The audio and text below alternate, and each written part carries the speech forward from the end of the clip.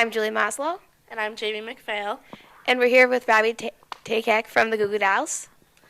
And we're going to ask him a few questions on what it's like to be a rock star. Oh, man. I love that. So, Robby, you've been a rock star for about 23 years with the Goo Goo Dolls, and we were wondering what it's actually like to be famous. Well, rock star, huh? Oh, no one's ever really called me that to my face before. I like that. It's cool, you know. I mean, we spent 10 years driving around in a van, making music, and that's why I do this, you know, because I love to make music. I love to play in front of people. The whole concept of being a rock star, being someone famous, you know, hopefully if the situation is right, it's a byproduct of doing something well. You know, Michael Phelps is famous because, you know, he can swim very well, you know. You know, if he didn't swim very well, he probably wouldn't be so famous, you know. I mean, to me, I think it's exciting, and, you know, I appreciate whenever anybody appreciates what I do, and I guess if it ever stops, I'll have to get a real job, and I wouldn't like that, so. Could you give us a pro and a con of being a rock star? Of being a professional musician, I could give you the pros and cons. I think that for 1 minute you can be on top of the world, and I think the next morning you can wake up and realize that someone said something silly about you and that nobody cares, and that can happen, and I've seen it happen to a lot of people. My band's been together for about 23 years now, and in that time there's been an awful lot of bands that I've seen come up and do really well, and I've seen a lot of them race right back by us again and you know, go back down to not doing so well. And some of them have made mistakes, and some of them it's just the way, you know, fate, you know, has treated them, and that's nobody's fault. And so I think that that's the hardest part of it, is that if you have a job, if you have a union, if you have, you know, some sort of ordinary, excuse me, let me rephrase that, not ordinary, if you have some sort of skill that you can bring into many situations, you know, then that's one thing. If you're a musician, if you're a Goo Goo Doll, you know, it's sort of what you do. And especially after a lot of years, people start to equate that with you. And, you know, I've been awfully lucky, you know, through this whole process. So that's wood. Knock on wood. And the media sort of glamorizes being famous and being out there in Hollywood and recording and being a part of a band. Do you agree with the way that they kind of glamorize being famous, or what's your definition of being famous? I think there's an odd thing that's going on right now, and there's a huge group of people who are famous for being famous. Mm-hmm. They're not famous for anything. They're just famous. And talk about a no-skill job, you know. I mean, how long does that last, you know? I don't know. You know, I guess if you're Paris Hilton and your parents own, you know, half the hotels in the world, then I guess you're famous for having famous parents, you know. But once again, you know, fame or recognition of any sort, you know, is just, like I said before, a byproduct of working hard towards something, hopefully. So.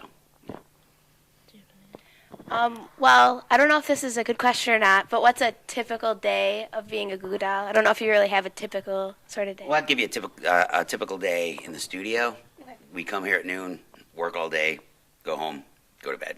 That's pretty much recording music. On tour, it's a whole different thing, though. On tour, I kind of have to start at the show the night before to explain it. You do your show, you finish your show, you go to the after show gathering, which is usually, you know, magazine and radio people and that kind of stuff. You leave, get on your bus, you have a bed on the bus, you sleep driving to the next city, you wake up in the next city, you wake up in the morning, you go do radio in the city, go to a few radio stations, come back, have breakfast, do sound check, have maybe an hour or two to yourself. They bring in the meet and greet crowds, which are, you know, kids who won tickets and, you know, radio station winners and all that kind of stuff. They come in, you hang out for a little while, do sound check.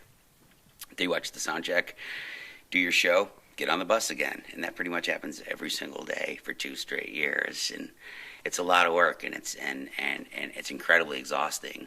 And we have the luxury of doing it in a bus with beds. For the first 10 years, we did it in a van with bench seats.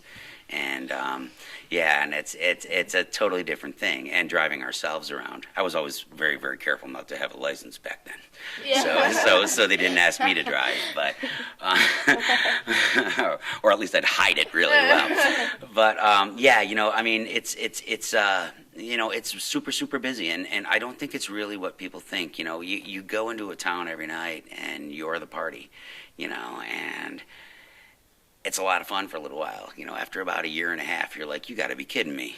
We got to do this again. And you really get that feeling sometimes. Like the first time that happened to me, it was probably 15 years ago. The first time it happened to me, I never felt like such a jerk in my life. It's like I'm standing there on the side of the stage with my guitar. There's like thousands of kids out there, and I'm like, oh man, I gotta go do this again. Like I really thought that to myself, and I was like, oh my God, what am I doing?